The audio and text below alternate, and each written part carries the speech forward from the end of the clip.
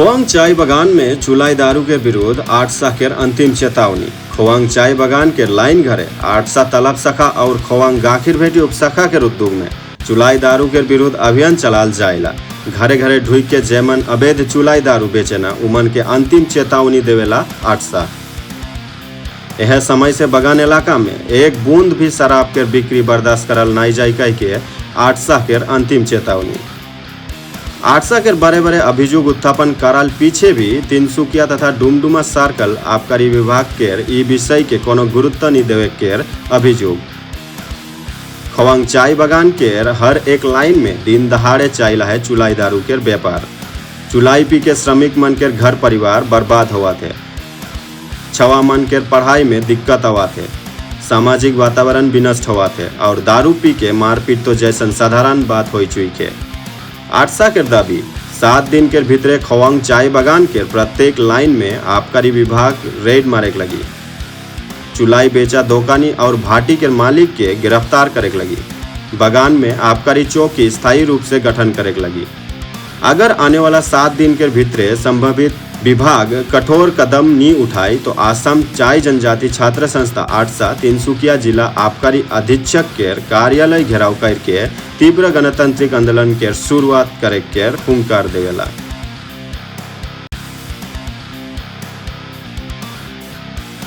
आबकारी पुलिस मुर्दाबाद, विभाग और कमीशन राज न सोलिबो, आबकारी विभाग और कमीशन राज न सोलिबो।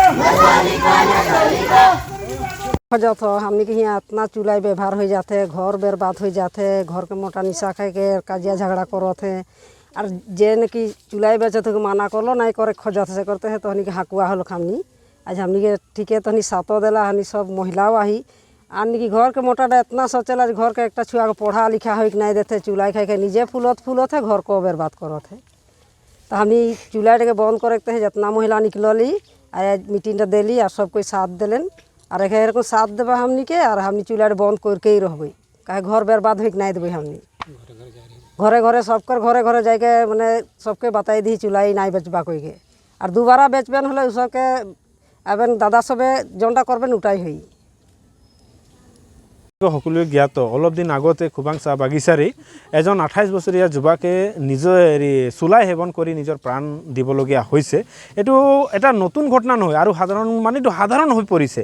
প্ৰত্যেকটা অঞ্চলতেই তেনেধৰণৰ যুৱকসমূহ চুলাইত আসক্ত হৈ নিজৰ প্ৰাণ দিবলগীয়া হৈছে আৰু ইয়াৰ ফলত এখন ঘৰ ধ্বংস হ'বলৈ গৈছে, গোটেই এখন সমাজ বিনষ্ট হ'বলগীয়া আছে। এই চুলাই যেনেধৰণে চাহ বাগিচা অঞ্চলত বিশেষকৈ খুবাং চাহ বাগিচা অঞ্চলত যেনেধৰণে প্ৰচলন হৈছে এই প্ৰচলনৰ ফলত গোটেই সামাজিক শৈক্ষিক গোটেই পৰিৱেশটো বিনষ্ট হ'বলগীয়া হৈছে। গতিকে সেই যাতে চুলাই প্ৰচলন যেনেধৰণে হৈছে সম্পূৰ্ণৰূপে যাতে নিৰ্মল হ'ব তাৰ কাৰণে আমি অসম চাই ছাত্ৰ সন্থা তীব্ৰভাৱে আমি এটা সজাগতা লগতে এটা আন্দোলন এটা আমি হাতত লৈছোঁ আৰু 7 দিন সময়সীমা আমি আবকাৰী বিভাগক আমি বান্ধি দিছোঁ যে 7 দিনৰ ভিতৰত এই অঞ্চলবিলাকত যাতে চুলাই সম্পূৰ্ণৰূপে যাতে মুক্ত হওক আৰু চুলাই যাতে সম্পূৰ্ণৰূপে বন্ধ হওক। কিন্তু সেই আবকাৰী বিভাগক আমি বুজি নাপাওঁ যে সিহঁতে মানে চুলা বেপাৰীৰ লগত কি মিতিলাৰি আছে, তেখেতসকলে কিমান টকাৰ মানে কমিশ্যন আছে মাহেকত আমি সেইটো বুজি নাপাওঁ। আজিলৈকে কিন্তু কোনো ধৰণৰ চুলা বেপাৰী হওক বা বাগিচা অঞ্চলত যিবিলাক ভাটি আছে এই ভাটিসমূহ উচ্ছেদ কৰা বা এই বেপাৰীসমূহ গ্ৰেপ্তাৰ কৰাৰ কোনো ধৰণৰ ব্যৱস্থা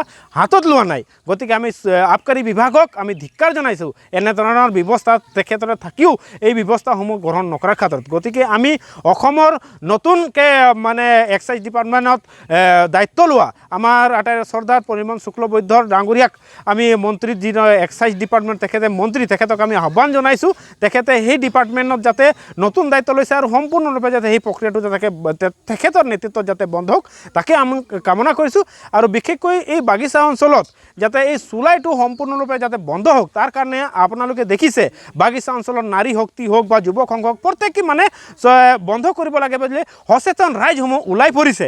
গতিকে এই বাগিচা অঞ্চলত অকল আটছাতকৈ বেছি আজি তাৰিখত অসম ছাত্ৰ সন্থা তালা ভাষা সমিতিয়ে বিগত সময়ছোৱাতো এখন নিচামুক্ত সমাজ এখন সবল সুস্থ সমাজ গঢ়াৰ স্বাৰ্থত আমি বিভিন্ন বিভাগীয় কাৰ্যালয়ত DC SP আবকাৰী বিভাগক আমি লিখিত দাবী পত্ৰ প্ৰেৰণ কৰিছোঁ, স্মাৰক পত্ৰ দিছোঁ। কিন্তু সেই সমূহ বিষয়বস্তুক তেওঁলোকে কাণ সাৰ দি সম্পূৰ্ণ সেইখিনি বস্তুক এৰাই চলি তেওঁলোকে চুলাই ব্যৱসায়ীসকলৰ লগত মিতৰালি কৰি তেওঁলোকৰ পৰা এটা মাহেকীয়া কমিশ্যন ভোগ কৰি এই চুলাই বেপাৰটোক তেওঁলোকে বৃদ্ধি পোৱাত অৰিহণা যোগাইছে বুলি আমি সন্দেহ প্ৰকাশ কৰিছোঁ প্ৰথমটো কথা। দ্বিতীয় কথা হ'ল যে এই যি খুবাং চাহ বাগিচাত এজন 28 বছৰীয়া সফল ডেকা চুলাইৰ নিচাত চুলাই সেৱন কৰি কৰি তেওঁৰ স্বাস্থ্য ইমানেই অৱনতি ঘটিল যে তেওঁ লাষ্টত মৃত্যুমুখত পৰিল।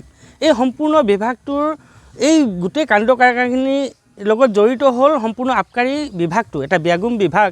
অসম চৰকাৰে তেওঁলোকক কিহৰ কাৰণে ৰাখিছে এয়া কিন্তু ডাঙৰ প্ৰশ্ন আজিৰ তাৰিখত, যে তেওঁলোকে কিহৰ কাৰণে তেওঁলোকক দৰমহা দিছে, কিহৰ কাৰণে তেওঁলোকক এইখিনি মানে প্ৰশিক্ষণ দি চৰকাৰী ধন আমাৰ পাব্লিকৰ টকাৰে টেক্সেৰে তেওঁলোকক দৰমহা দিছে, এইটো কিন্তু এটা ডাঙৰ প্ৰশ্ন আজিৰ তাৰিখত।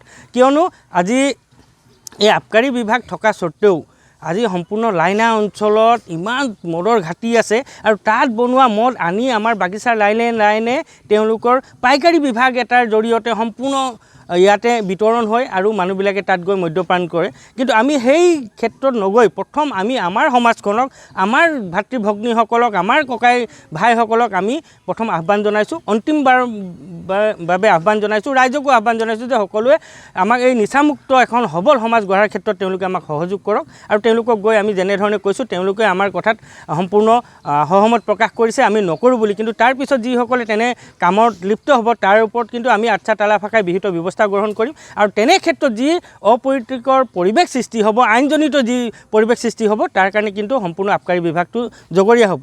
আৰু এটা কথা হ'ল যে এই চুলাই প্ৰস্তুত কৰাৰ বিষয়টো, এই চুলাই মদ প্ৰস্তুত কৰাৰ যি তেওঁলোকৰ সামগ্ৰী, এই সামগ্ৰীটো আমি জনাত সম্পূৰ্ণৰূপে এইটো এটা আপোনাৰ জাৰ্চিৰ কেটেল ফুড মানে জন্তুৰ খাদ্য বস্তুৰ কাৰণে আমাৰ এই তালাপ অঞ্চলত, বৃহত্তৰ তালাপ অঞ্চলটোত কিছুমান মুধা ফুটা ব্যৱসায়ে এই সমাজত আগশাৰী ব্যৱসায়ীসকলে এই ব্যৱসায়ৰ লগত জড়িত আছে। কিন্তু আটাইতকৈ দুৰ্ভাগ্যজনক বিষয় যে এই ডিপাৰ্টমেণ্টটো যিটো আছে, এই কেটেল পাৰ্মিট দিয়া যিটো ডিপাৰ্টমেণ্ট আছে, তেওঁলোকে কিহৰ ভিত্তিত সেই পাৰ্মিটখন তেওঁলোকক দিছে? ইয়াততো কোনো ডায়েৰী ফাৰ্ম আমাৰ দৃষ্টিগোচৰ হোৱা নাই, ইয়াততো কোনো জাৰ্চি গাই পোহা মানুহ আমি দেখা নাই। তেতিয়া এই লালিগুড়ৰ প্ৰচলনটো ইয়াত কেনেকৈ হৈছে? এইটো এটা বৃহৎ ডাঙৰ প্ৰশ্ন আজিৰ তাৰিখত। আৰু আমি আশা ৰাখিম এই বিষয়বস্তুৰ ওপৰত অতি শীঘ্ৰে আগন্তুক এসপ্তাহ সময়সীমা আমি বান্ধি দিছোঁ বিভাগীয় কৰ্তৃপক্ষক। যদি এক সপ্তাহৰ ভিতৰতে তেওঁলোকে ইয়াৰ ক্ষেত্ৰত যদি যাৱতীয় ব্যৱস্থা গ্ৰহণ নকৰে, এই বস্তু নিৰ্মূল কৰাত কিন্তু অসম স্বাধীন ছাত্ৰ সন্থাই কেতিয়াও হাত সাৱটি বহি নাথাকে। পৰিস্থিতি যিয়েই নহওক, আমি আমাৰ ৰাইজক, আমাৰ উঠি অহা প্ৰজন্মক সুৰক্ষিত কৰাৰ স্বাৰ্থত আমি যিকোনো পদক্ষেপ ল'ম, ন্যায় আমি নিজেই ল'ম। আমাৰ ৰাইজক আমি নিজেই বচাই ৰাখিবলৈ আমি পদক্ষেপ হাতত ল'বলৈ বাধ্য হ'ম।